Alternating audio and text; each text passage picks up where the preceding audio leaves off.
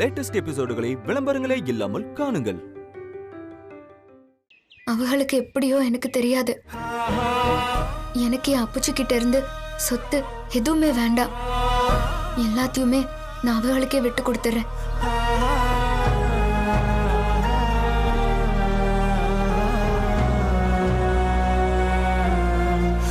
ஆனா அவங்க என் அப்புச்சிங்கிற உறவை மட்டும் என்னால விட்டு கொடுக்கவே முடியாது.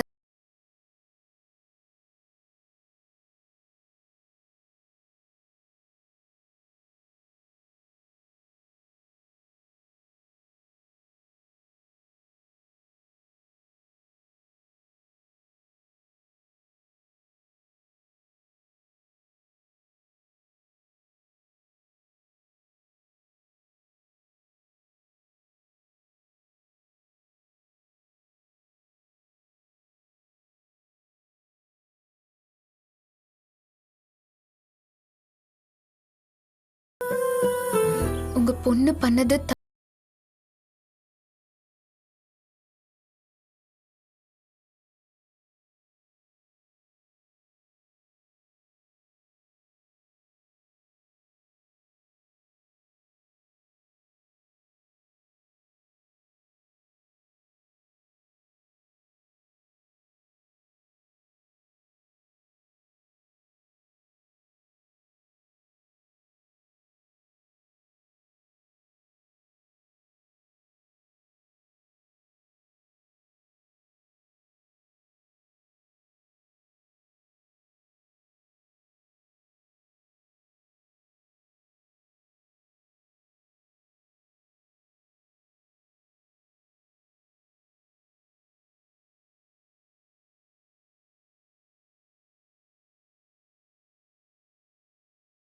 வேணாலும் சொல்லலாம். ஆனா நீங்க வேண்டான்னு சொல்லிட்டீங்கல்ல. இந்த காசை வாங்கிட்டு நானும் உங்களை வேணான்னு சொல்லிட்டு போயிடுவேன்னு நினைச்சிட்டியல்ல. காசுதான் விருப்பம்னா நமக்குள்ள எதுவுமே இல்லைன்னு ஆயிருமா அப்புச்சி? அப்புச்சி, எனக்கு நீங்க வேணும். உங்களை என்னால விட்டு தர முடியாது. இங்க பாருங்கயா, காசு வெட்டி போடுறதெல்லாம் சாதாரண விஷயம் இல்ல. காசை வெட்டி போடணும்னா ரெண்டு பக்கம் சம்மதம் இருந்தா தான் வெட்டி போட முடியும். ஐயா சதுபரையா, உங்களுக்கு தெரியாத ஒண்ணும் இல்ல. ஐயா, இதெல்லாம் பாவம் இல்லையா? எல்லாம் தெரிஞ்ச நீங்களும் இப்படி பண்ணலாமாயா? சரிப்பா, எல்லாம் கிளம்புங்க. மேற்கொண்டு அவங்களே பாத்துக்கிட்டோம். ஏய், இப்படி வாடி. ஏண்டி, உனக்கு எப்ப பாரு பஞ்சாயத்துல மாமா அசிங்கப்படுத்துறதே வேலையா போச்சா? எங்களை வேளாண் தானே போன, இப்ப என்னத்துக்கு வந்து நாடகம் ஆடிட்டு இருக்க? மோத்தியா இவள? அப்புச்சி, நான் பண்ணது தப்புதான். அதுக்கு உங்களுக்கு என் மேல கண்டிப்பா கோபம் இருக்கும் தான். ஆனா நீங்க இப்ப பண்றது நான் பண்ண தப்பை விட ரொம்ப மோசமானது. எனக்கு புரியல அப்புச்சி. இந்த மக உறவை உங்களுக்கு எப்படி விட்டு கொடுக்க தோணுச்சு? அந்த அளவுக்கு என் மேல வெறுப்பு வந்துருச்சுல்ல.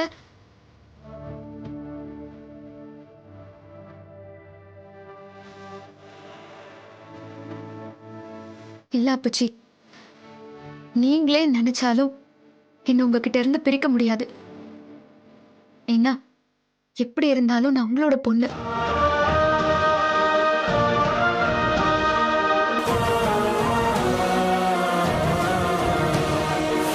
இந்த உறவை, உரிமைய எப்பவும் யாருக்காகவும் எதுக்காகவும் நான் விட்டு தர மாட்டேன்.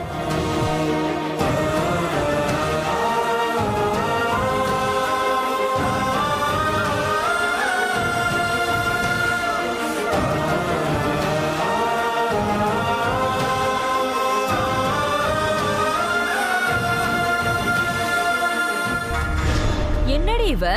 நம்ம ஒரு திட்டம் போட்டா இவ நமக்கு மேல உஷாரா இருப்பா போலயே. அட விடுக்கா, எம்பிட்டு நாளைக்கு இப்படி ரோசத்தோட இருப்பான்னு பாப்போம். வசதி இருக்கவங்களுக்கு மட்டும்தான் மானமும் ரோசம்லாம். அந்த தகுதி இருக்கான்னு சீக்கிரமாவே அவங்க புரிஞ்சுப்பாங்க.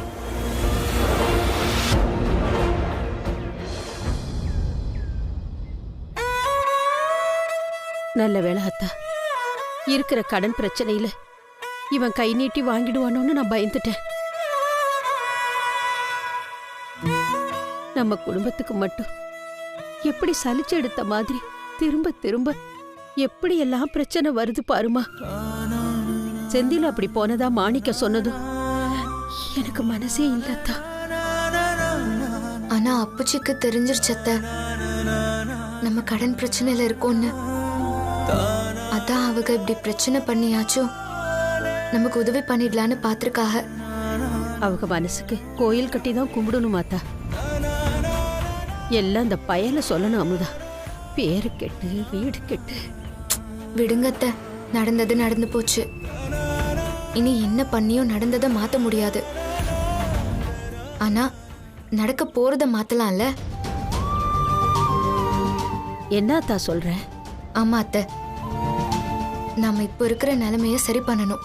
கடன் பிரச்சனையை தீர்க்கணும். அதுக்கு என்கிட்ட ஒரு வழி இருக்கு. என்ன அத்தா? சொல்றேன், நீங்க வேணா பாருங்க. ஒரு நாள் நம்ம பிரச்சனையெல்லாம் இதனாலவே எல்லாம் சரியா போயிட போகுது. நீ சொன்ன ஒரு காரணம் இருக்கும் அத்தா.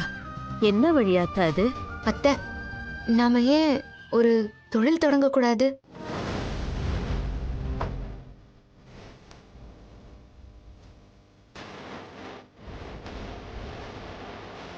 அத்தை, என்னத்த யோசிக்கிறீங்க?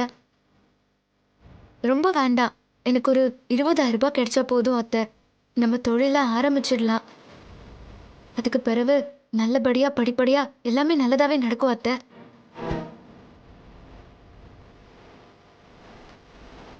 எனக்கு புரியுது அத்தா.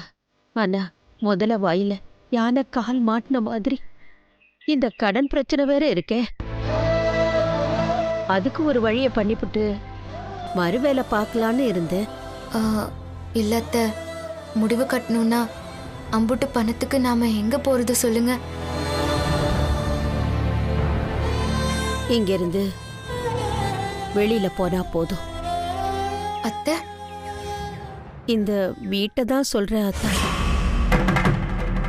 இந்த வீட்டை வித்து வர்ற பணத்துல கடனை அடைச்சிட்டு அதுல வர சொச்ச பணத்துல தொழில ஆரம்பிக்கலாமே. வீட்டை விக்கிறதா? அத்தை வேண்டாம் அத்தை, இது எல்லாருக்கும் முக்கியமான ஒண்ணு. அதுவும் கல்யாண வயசுல வேற பொண்ணு வச்சிருக்கீங்க.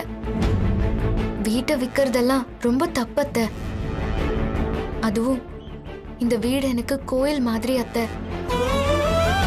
யார் இதுக்கு ஒத்துக்கிட்டாலும் நான் ஒத்துக்க மாட்டேன்.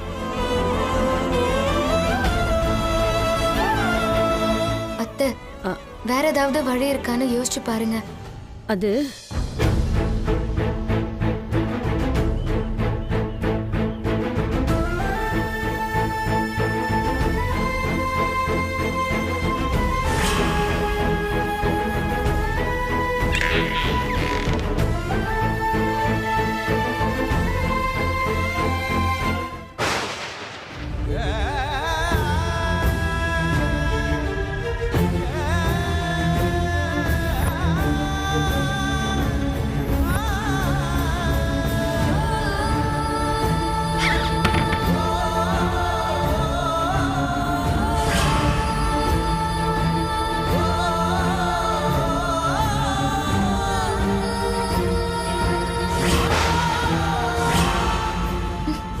இது என்னோட தாலியாத்தா. இப்ப எனக்குன்னு இருக்கிற ஒரே சொத்து இதான். இத வச்சு நீ என்ன செய்ய நினைக்கிறியோ செய்யாத்தா. அத்தை, இதெல்லாம் வேண்டாம் அத்தை. சொல்றேன்ல, புடி. அத்தை, அட என்ன அத்தை? புடித்தா, புடின்னு சொல்றேன்ல, புடி. அத்தை, வேண்டாம். புடிமா. நீ என்ன நினைக்கிறியோ அத மட்டும் பண்ணு. மத்தத அப்புறம் பாத்துக்கலாம்.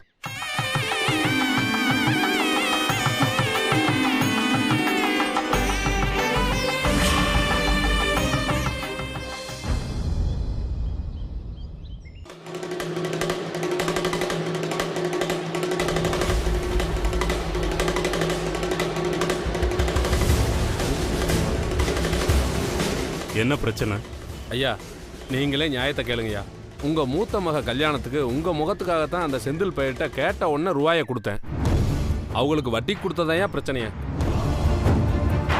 இன்னைக்கு நாள் என்ன ஆகுது? 10 தேதி ஆகுது. இன்னும் வட்டி வந்து சேரல. அந்த வீட்டுக்கு போய் கேட்டா பதிலும் இல்லை. அதனால தான் கொஞ்சம் கராரா.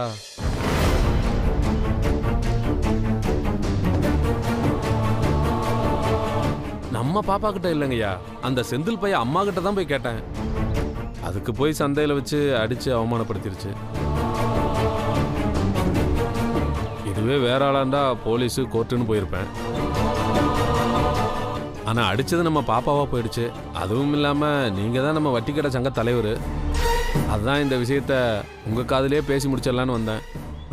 சரி, அவங்க உங்களுக்கு எம்புட்டு ரூபா தரணும்? வட்டியோட சேர்த்து 2,05,000 ரூபாய்ங்க. இளங்கோ, போய் எடுத்துட்டு வா. சரிங்க. ஏன் மாமா, அவங்க வாங்கின பணத்தை நாம ஏன் கொடுக்கணும்? நாகு, அப்புச்சி என்ன பண்ணணும் பண்ணக்கூடாதுன்னு அவளுக்கு நீ சொல்லி தருவியா? ஐயோ, நான் எப்பங்க அப்படி சொன்னேன்? தெரியுது இல்ல? அப்ப கொஞ்ச நேரம் அமைதியா இரு.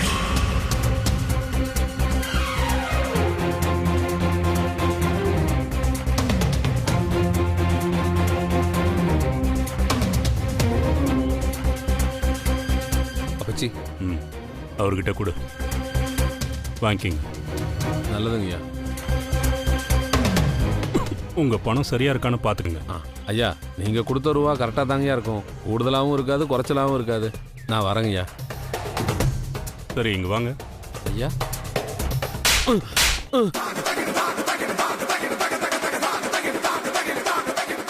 வட்டிக்கு கொடுத்து வாங்குற வேலையில வட்டியை வாங்குறதுல இருக்கிற கண்ணியம் அந்த வட்டியை எப்படி வாங்குறோங்கிறதுலயும் இருக்கணும்.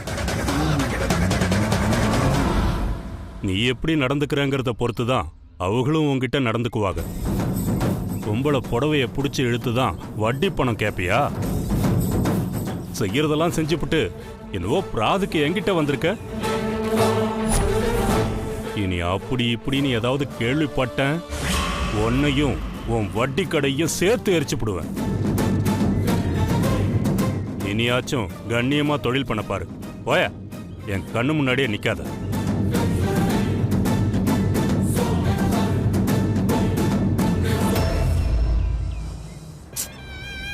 தப்பிச்சிட்டாங்களே.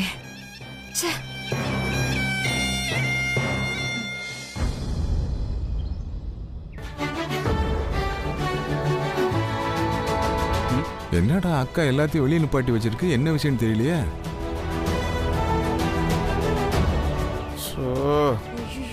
என்னத்தை வெளியே கூட்டு வந்து நிப்பாட்டிட்டு ஒன்றும் சொல்ல மாட்டேங்கிறாங்க.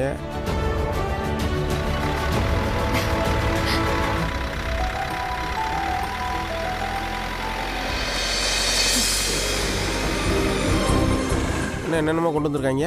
என்னங்க வண்டி வந்திருக்கு?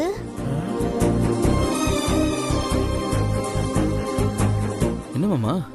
என்ன அவங்க அப்பன் கிரைண்டர் எதுவும் சீர் கொடுத்துட்டு இருக்கானா? மெதுவா இப்படி உள்ள வச்சிருங்க. பார்த்து மெல்லமாங்க வச்சிருங்க. இங்க வைங்க. என்னடி இவ்வளவு பெரிய கிரைண்டரு? எதுவும் விசேஷமா?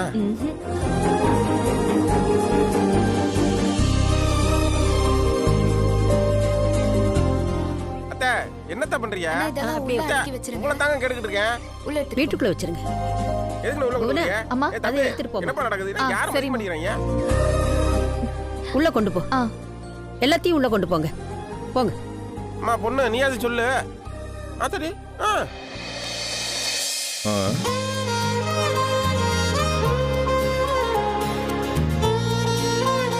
எல்லாம் சரியா இருக்கா? சரியா இருக்கத்த. அமுதா, உன் கையால இன்னைக்கே ஆரம்பிச்சுடாத்தா. உன் மனசு போல எல்லாமே நல்லதாவே நடக்கும். ஆல் தி பெஸ்ட் அண்ணமண்டி. சும்மா இரு. என்ன போனா இல்ல புதுசா இருக்கு? ஏய், கேக்குறான்ல, பதில் சொல்லு. என்னடி பண்ணுது உங்க ஆத்தா? எது கேட்டாலும் ஒன்றும் சொல்ல மாட்டேங்குது.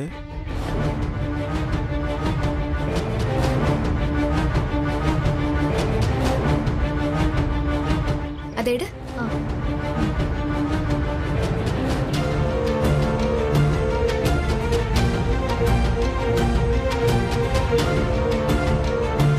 புவனா, தண்ணி பிடிச்சிட்டு வா. சரிம்மா. வீட்டுக்கு வந்ததும் முதல்ல அதிகாரத்தை கையில் எடுத்தா, அதுக்கப்புறம் உன் தம்பி அடிச்சு அடக்குமுறை கையில் எடுத்தா, ரீசெண்டா வட்டி கடைக்காரன் அடிச்சு வன்முறை கையில் எடுத்தா, அடுத்து புதுசா தொழில் வேற தொடங்கியிருக்காளா? உடம்பெல்லாம் திமிர வச்சுக்கிட்டு இம்புட்டும் பண்ற இவ இப்ப சம்பாதிக்க ஆரம்பிச்சிட்டானா அப்புறம் நம்ம பொழப்பு இந்த குடும்பத்துல சுத்தமா செல்லுபடி ஆகாதுடா. டேய் வடிவேலு, பிராய்லர் கோழி மாதிரி உடம்பு புசு புசுன்னு வளர்த்தா பத்தாது, கொஞ்சம் மூளையையும் யூஸ் பண்ணு. முறைக்காத, ஏதாச்சும் உருப்படியா யோசிடா.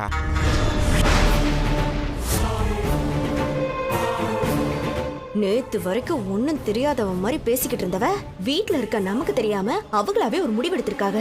தொழில் பண்ண ஆரம்பிச்சிருக்காங்க. இந்த வீட்ல சும்மாவே அதிகாரம் பண்ணிட்டு ஆடிட்டு இருப்பா. இப்போ மாவரைக்க ஆரம்பிச்சு சம்பாதிக்க கூட ஆரம்பிச்சிட்டா. ஏங்க அம்மா வேற முழு சப்போர்ட்டா அவளுக்குதேன். இனிமே அவளை கையில பிடிக்க முடியாதுங்க. இல்ல பரம, நான் வேற யோசிச்சுக்கிட்டு இருக்கேன்.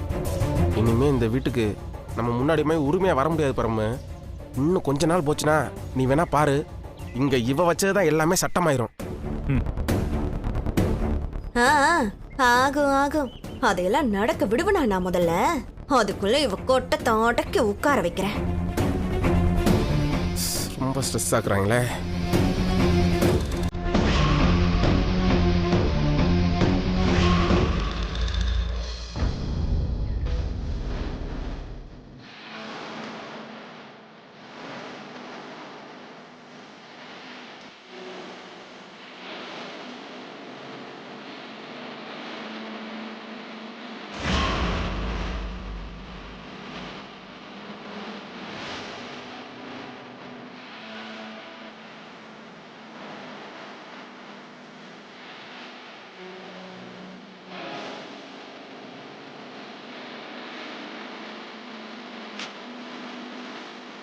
அத்தை, நீங்க முதல்ல வாங்க.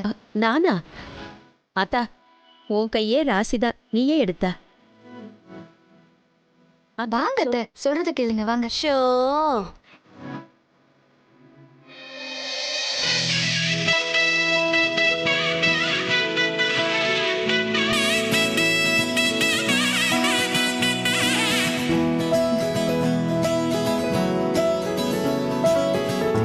அவங்க கிட்ட கொடுமா.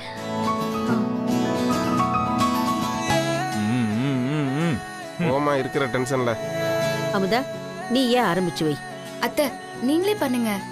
இல்லத்தா, இனிமே இந்த வீடு ஒன்னாலதான் விளங்க போகுது.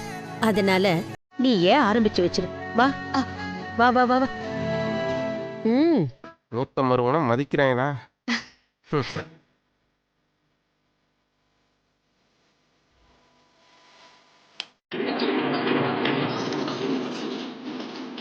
போய்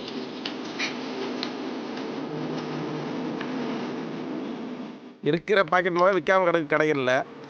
என்கிட்டயாச்சும் ஒரு ஐடியா கேட்டிருக்கலாம்.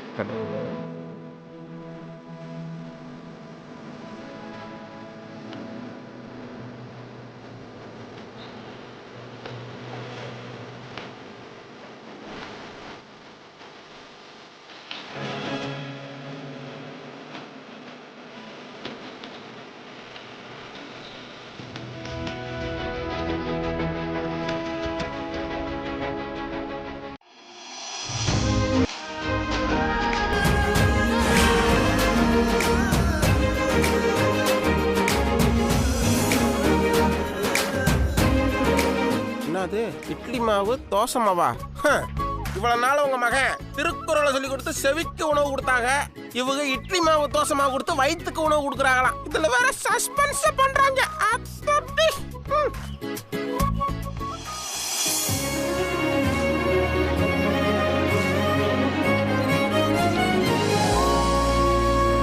என்னத்தா அன்னலட்சுமி, புதுசா மாவு கடை போட்டிருக்கீங்க போல. ஆமா. சரி, எனக்கு 1/2 கிலோ மாவு கொடுங்க. இதோ அமுதா, கட்டி கொடுமா.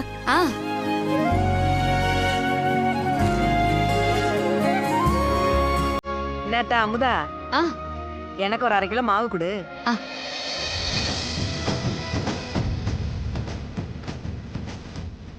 ஏத்தா சுசிலா, அன்னலட்சுமி அம்மா வீட்டுல மாவு விக்கிறாங்க, வாத்தா. ஏங்க இந்த விளம்பரத்தை பார்த்தா வியாபாரம் நல்லா போகும் போலயே. இந்தாங்க.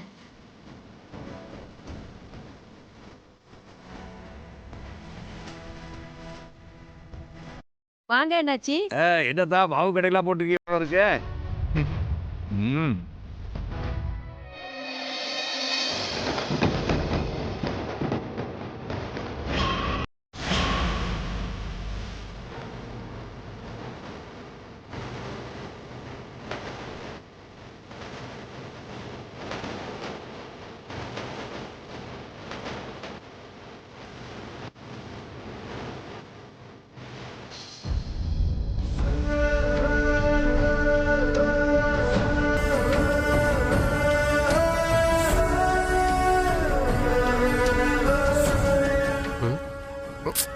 என்ன பாப்பா இப்படி போட்டிருக்காங்க? மாப்பிள சாயங்காலம் சாக்கோட்டை வரைக்கும் ஒரு ஜோலியா போகணும், கொஞ்சம் ரெடியா இருந்துக்க. என்ன விஷயம் மாமா? அது வந்து இந்தாங்க சித்தப்பா.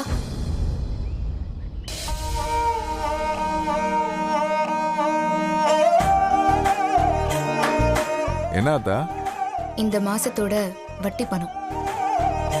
மாமா அந்த பணத்தை அவங்ககிட்ட கொடுத்துருங்க மாமா. எனக்கு இந்த பணம் வேண்டாம். ஆரம்பிச்சிட்டான்டா மாமா. குறைச்சல்ல அங்க பாத்தியா? டேய் மாப்பிள. மாமா அம்மா தாலி அடகு வச்சுதான் இந்த கடனை நான் அடைச்சேங்கிறது எனக்கு அவமானம் தான். இந்த பணத்தை அவங்ககிட்ட கொடுத்துருங்க. அந்த கடனை நானே அடைச்சுக்கிறேன். நான் தானே வாங்கினேன், அதுக்காக யாரும் கஷ்டப்பட வேண்டாம்.